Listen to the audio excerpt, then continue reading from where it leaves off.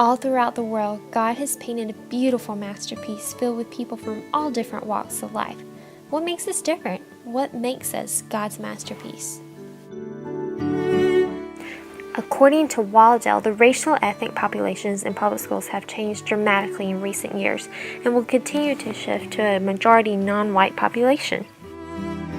Reliable researchers have found that the population of white school-aged children has decreased from 61% in 2001 to 56% in 2007.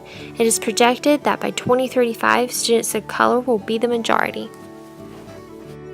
So, how do these demographics affect teachers in the public school system? Think about it. Different ethnicities, backgrounds, social classes, and experiences are a recipe for variations in the way students learn, and that is just to name a few. One of the most important jobs a teacher has is teaching to the students' individual needs. To fulfill this important job, there is one question that must be addressed.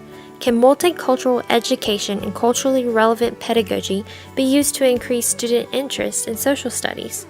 Through extensive research, one will find that the answer to this question is yes. But what evidence is there that supports the answer to this focal question?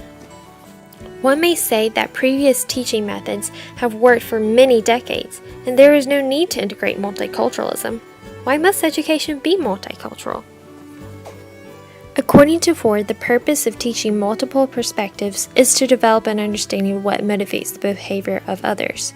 Students need to learn how to coincide with one another as a team. They must learn to stay united because the United States can only live up to its name if and only if the people of this great nation pass on their secret power of unity to new generations. Without union under God, for which this country was founded upon, this nation would crumble to the ground.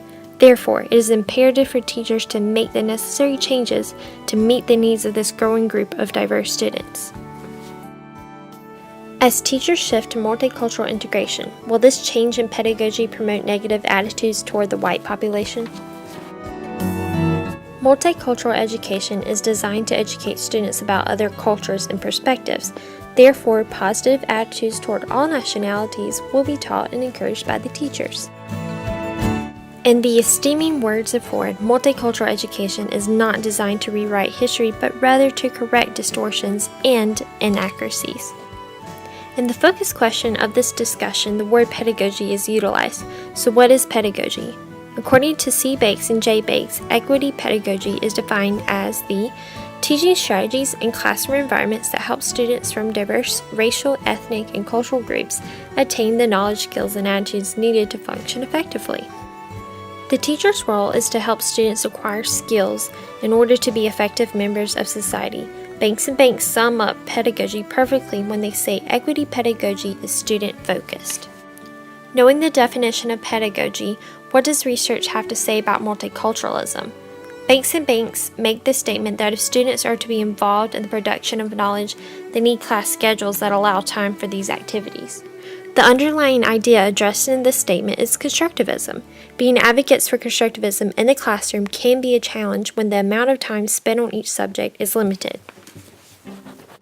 The Bell schedule can be an alternative solution to this problem because it allows students more time to explore and construct their knowledge about the topic.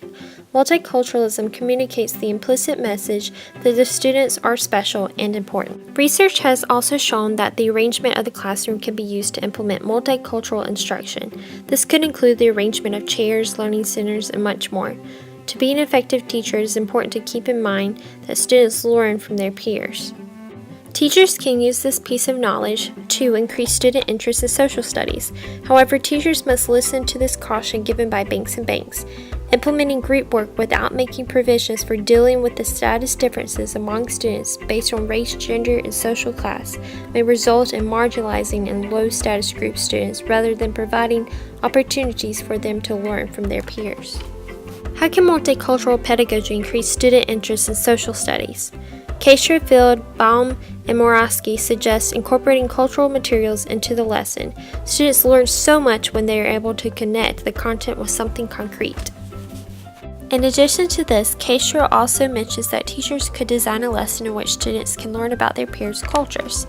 This is just the tip of the iceberg when it comes to incorporating multicultural pedagogy to increase student interest in social studies.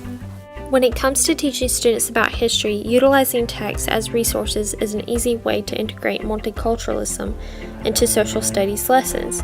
Pick and Say by Patricia Polacco, for example, addresses both multiculturalism and social studies. In the text, there are two boys that have many differences. Coming from different levels of social economic statuses, one boy is Caucasian while the other boy is African American. Within this one book, the author addresses the Civil War, slavery, and the Union versus Confederate soldiers. Another example of culturally integrating text is Hip Hop Speaks to Children, a celebration of poetry with a beat, which is edited by Nikki Giovanni.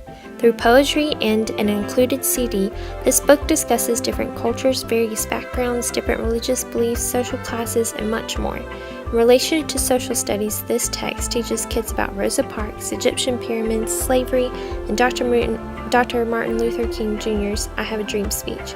Through literary texts such as these, education instructors will be able to further their ability to educate this growing population of diverse students.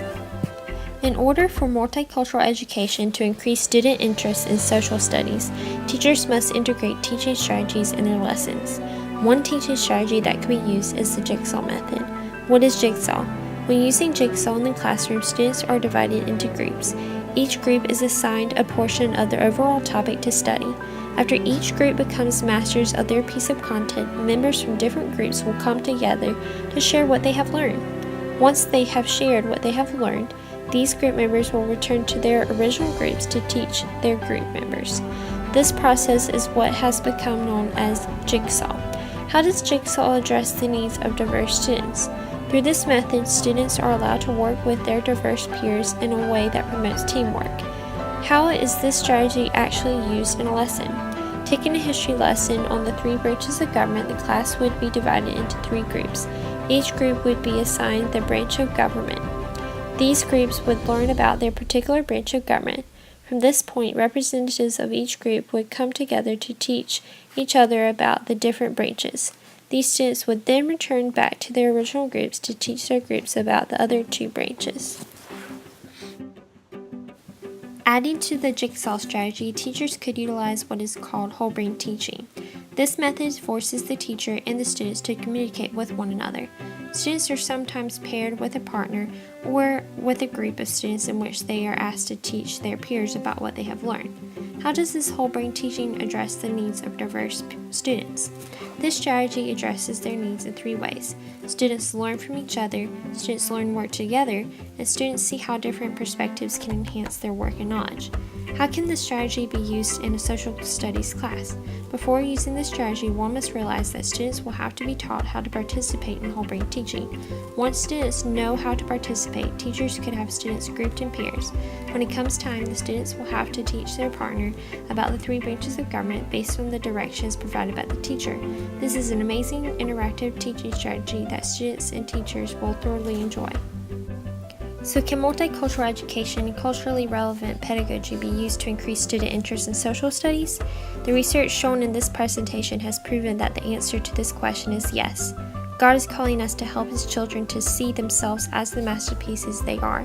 One way of answering God's call is by simply integrating multicultural education into the public school system.